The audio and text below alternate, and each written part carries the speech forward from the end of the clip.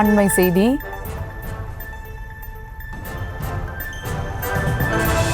கன்னியாகுமரி மாவட்டம் மாங்கரையில் சஜின் என்ற இளைஞர் குளத்தில் சடலமாக மீட்கப்பட்டதை அடுத்து உறவினர்கள் மறியல் போராட்டத்தில் ஈடுபட்டு வருகின்றனர். கூடுதல் விவரங்களோடு இணைகிறார் செய்தியாளர் ஆனந்த்.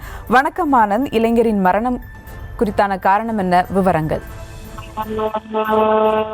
வணக்கம் சுதா. கன்னியாகுமரி மாவட்டம் கரைகள் அருகே மாங்கரை பகுதியை சேர்ந்த தேவராஜ், இவரது மகன் சஜின் 24 வயதான இவர் ஐடிஐ முடித்துவிட்டு சென்னையில் ஒரு தனியார் கம்பெனியில் வேலை பார்த்து வந்தார். தற்போது சொந்த ஊருக்கு வந்து கூலி தொழில் வேலை செய்து வரும் நிலையில் கடந்த ஞாயிற்றுக்கிழமை வீட்டில் இருந்து வேலைக்கு செல்வதாக கூறிவிட்டு சென்றவர் வீடு திரும்பிய என கூறப்படுகிறது. இந்த நிலையில் திங்கட்கிழமை சஜினின் நண்பரான ராபர்ட் என்பவர் சஜினின் செல்போனை பழுதடைந்ததால் என்னிடம் தந்துவிட்டு விட்டதாக கூறிவிட்டு அவர் வேறொரு நண்பருடன் பைக்கில் ஏறி சென்றதாக தெரிவித்துள்ளார்.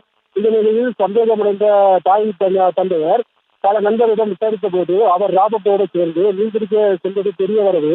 இது குறித்து கருங்கல் போலீசாருக்கு தகவல் கொடுத்துவிட்டு அவர்கள் தீயணைப்பு துறையினர் உதவியோடு அருகில் உள்ள குளத்தில் சந்தேகத்தின் பேரில் தேடிய போது நேற்று முன்தினம் மாலை குளத்தில் இருந்து சஜினின் உடல் மீட்கப்பட்டு ஆசாரிப்பள்ளம் மருத்துவக் கல்லூரிக்கு உடல் கூறு ஆய்வுக்காக அனுப்பி வைக்கப்பட்ட நிலையில் இறப்பில் மர்மம் இருப்பதாக ராபர்ட் உட்பட 8 பேர் சஜினை கொலை செய்து இருப்பதாக கூறி உடலை வாங்க மறுத்த உறவினர்கள் மற்றும் பொதுமக்கள் வீட்டில் இருந்து ஊர்வலமாக வந்து மாங்கரை சந்திப்பு அருகே உள்ள கருங்கல் புதுப்படை சாலை மறியலில் தற்போது ஈடுபட்டு வருகின்றனர்.